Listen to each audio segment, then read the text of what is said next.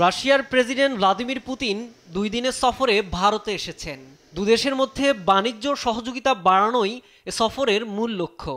এ সফরে president Putin রুশ তেল, ক্ষেপণাস্ত্র, যুদ্ধবিমান বিক্রি বাড়াতে আগ্রহী। সেই সঙ্গে প্রতিরক্ষা খাত ছাড়াও বাণিজ্যিক সম্পর্কে বাড়াতে চায় দুদেশ। প্রেসিডেন্ট পুতিন ভারতীয় গণমাধ্যম ইন্ডিয়া টুডেকে দেওয়া এক সাক্ষাৎকারে বলেন, যেখানে যুক্তরাষ্ট্র নিজেই রাশিয়ার জ্বালানি কিনছে, সেখানে ভারতের উপর চাপ সৃষ্টি করা অহেতুক। যুক্তরাষ্ট্র এখনও তাদের নিজস্ব পারমাণবিক বিদ্যুৎ কেন্দ্রের জন্য আমাদের কাছ থেকে পারমাণবিক জ্বালানি কিনে। তাদের পারমাণবিক চুল্লির জন্য প্রচুর পরিমাণে ইউরেনিয়াম প্রয়োজন, যা আমাদের কাছে প্রচুর পরিমাণে মজুদ আছে। জ্বালানি কেনার অধিকার যুক্তরাষ্ট্রের থাকলে অবশ্যই ভারতেরও আছে।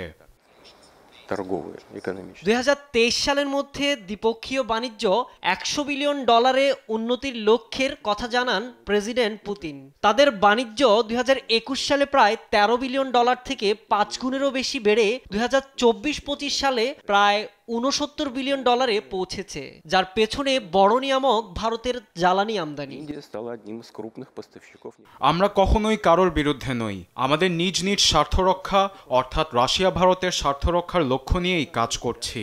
বাহ্যিক কিছু চাপের মুখোমুখি হলেও ভারত রাশিয়া বন্ধুত্বপূর্ণ সম্পর্ক অটুট থাকবে। এদিকে যুক্তরাষ্ট্রের শুল্ক বাধায় ভারত পণ্য রপ্তানিতে খুঁজছে রাশিয়ার বাজার। মোদী প্রশাসনের লক্ষ্য গাড়ি, ইলেকট্রনিক্স, ভারী যন্ত্রপাতি ও খাদ্যপণ্য রপ্তানির মাধ্যমে বাণিজ্যিক ভারসাম্য আনা। এর আগে বৃহস্পতিবার সন্ধ্যায় নয়াদিল্লি পৌঁছালে পুতিনকে স্বাগত জানান নরেন্দ্র মোদী। দেয়া হয় লাল গালিচা সংবর্ধনা। পরে নৈশভোজে যোগ দেন দুই রাষ্ট্রপ্রধান, যা ইঙ্গিত দেয় দুই দেশের উষ্ণ সম্পর্কের। সাইদুজ্জামান, নিউজ ডেস্ক, দেশ টিভি।